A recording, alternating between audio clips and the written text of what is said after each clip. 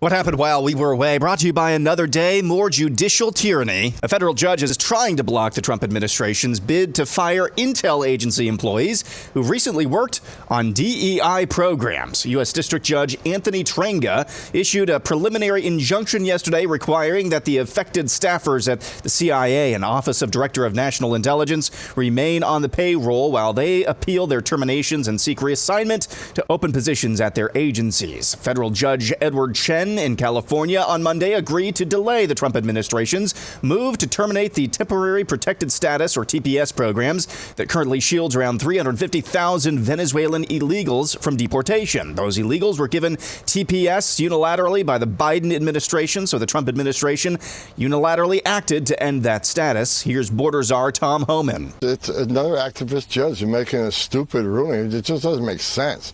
You know, I've been around since 1984, Lawrence, and TPS, temporary protected status, is never temporary.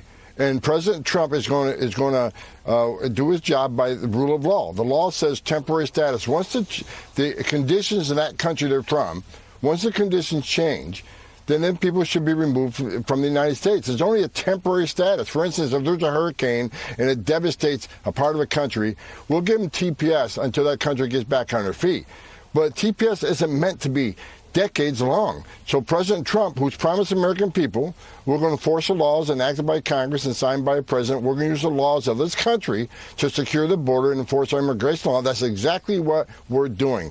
TPS needs to be temporary in nature. We need to follow the rule of law and not some advice from an activist judge who makes a foolish ruling, not based on law, but based on opinion. Illegal border crossings in March plummeted to 7,000. That's still way too many, but last year at this time, the number was 137,000, so definitive progress. Secretary of Defense Pete Hegseth says big changes are in the works for fitness standards across the military. Far too long, we allowed standards to slip, and different standards for men and women in combat arms, MOSs, and jobs.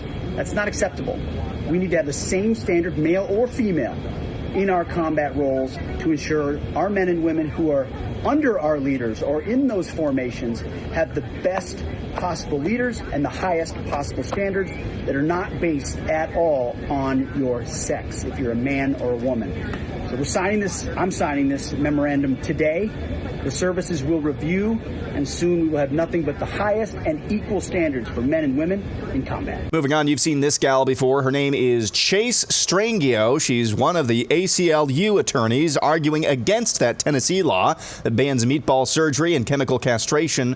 She has some thoughts about things and stuff. The policies that are claiming that transgender women in sports are men are wrong. The president is lying when he says that there are men impersonating women and participating in women's sports.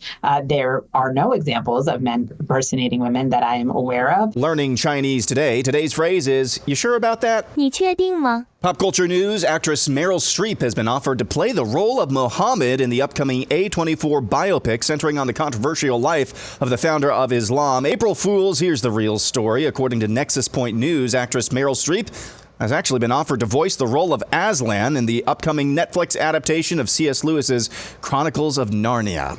And finally, an oldie but a goodie from comedian Theo Vaughn. About white privilege, and I'm like, fuck, man. Missed that.